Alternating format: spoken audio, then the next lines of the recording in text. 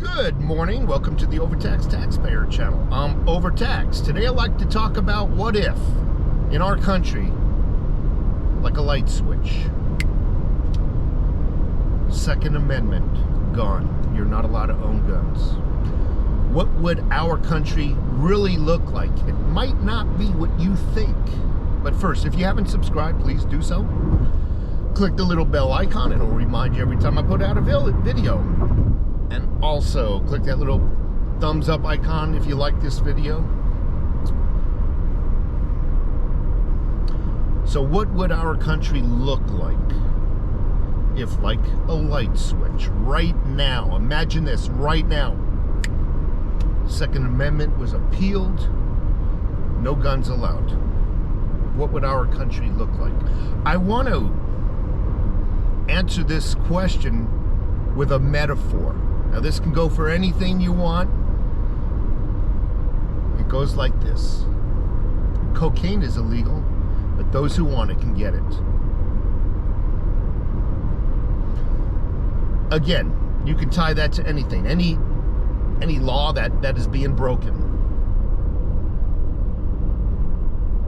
The fact of the matter is, now that the Second Amendment is gone, do you think the criminals gave up their weapons? Do you think for a second they will not acquire more through the borders, through any means possible? Do you think they will feel empowered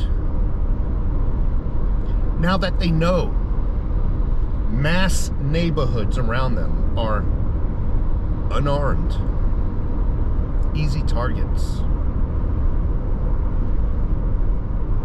Yes, they will feel empowered. They will have less fear. I think fear right now, mutual destruction, we all have guns, is what keeps the majority of criminals at bay.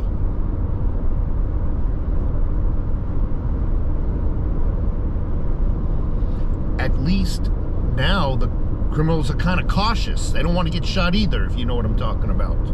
But if they know your neighborhood, nobody in your neighborhood has guns,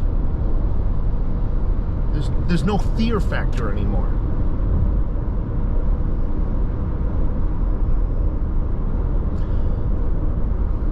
I had this comment. He's from Canada. They're all socialists there, you know.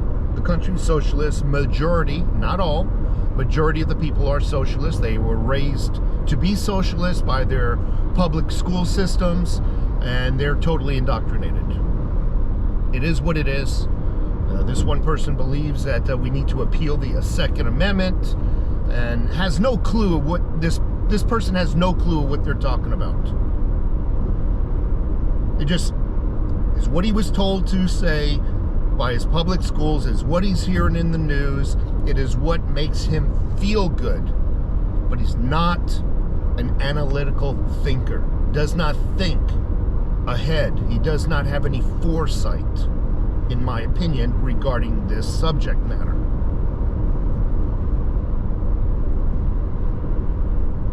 There are certain countries, and Google this if you think I'm lying, there are certain countries that have banned guns. Flat out banned them. Matter of fact, the police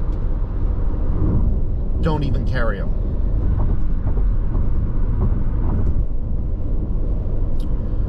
What the criminals started doing, they still have their guns, but they also started using knives a lot more. Now there's bans. Google it, I am not lying, on certain knives. Folding knives, pocket knives, depending on the country and the region. Most of it is in the UK. Okay, what next? They're gonna ban rocks? So back to Canada.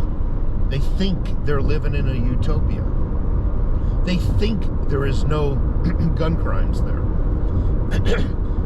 Because the news has got to convince them that they're living in a utopia. The news has got to convince them that they made the right decision. So they'll rarely hear these gun crimes that are going on. Oh, but the news would never lie to us. Okie dokie. Another one of your fantasies of utopia.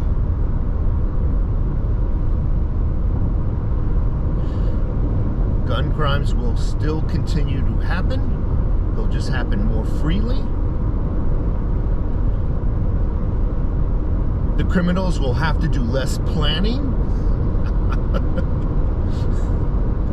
You just walk in knowing nobody's armed. Now I know what these same utopian loving people are gonna say. Just call the police. Okay, due to budgeting, every state in the United States has less police officers to respond to crimes. Many of them are stuck on traffic duty because state funding is at an all-time low due to low unemployment and that sort of thing. They need to get money. They're not getting their tax revenue like they used to. But regardless, let's just say you had a fully funded police department up to normal staffing. Crime would be so rampant that they would never get to you. You'd call 911, providing that you lived long enough to dial 911 and waited for them to answer. Okay, we'll get an officer out to your house. Don't panic. We realize you're being raped right now. We'll get an officer. We think we can get one out there in about an hour, 2 hours. Trust me, you're the third one in queue. That's the dispatcher, 911 dispatcher. You're the third one in queue. Hang on there. Hang on there, Tiger. That's what would happen when seconds count. Another metaphor. I love metaphors. When seconds count, the police are minutes away. Even nowadays, with the Second Amendment, when seconds count, when doors are kicked in and seconds count, the police are minutes away.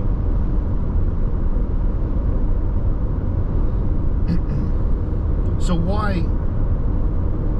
All right, I'm supposed to, I guess, give you an answer why these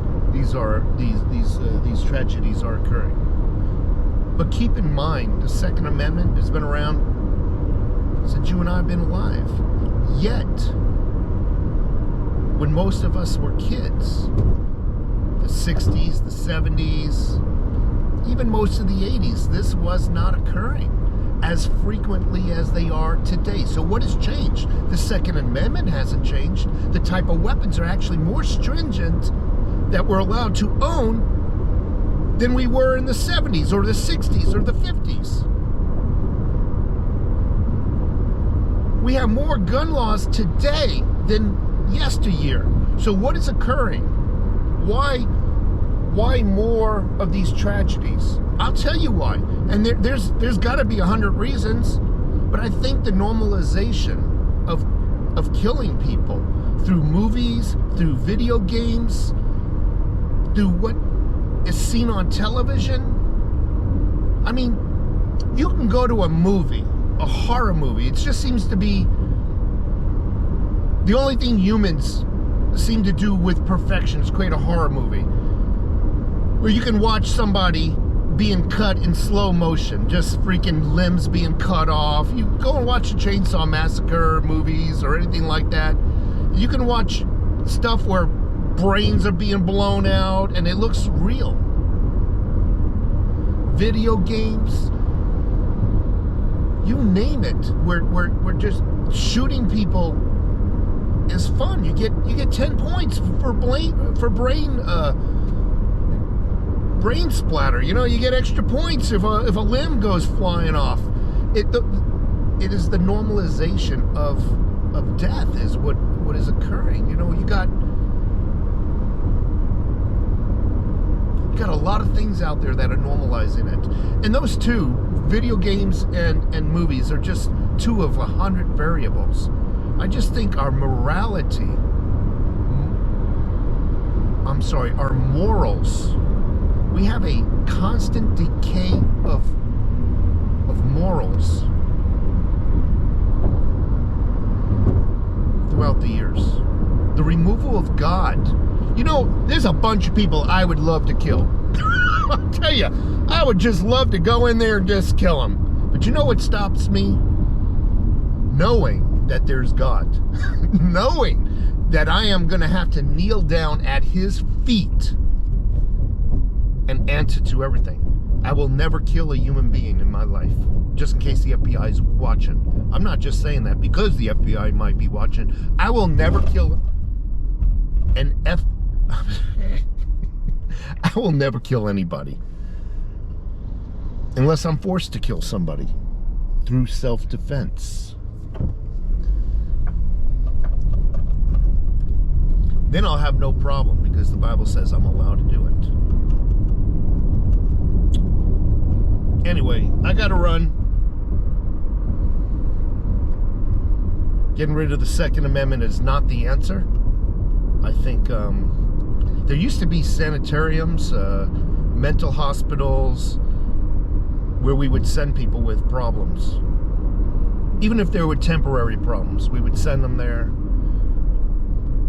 It was convenient that they outlawed them, isn't it? I always say the government always creates these problems and then blames us by taking our rights away. Just saying.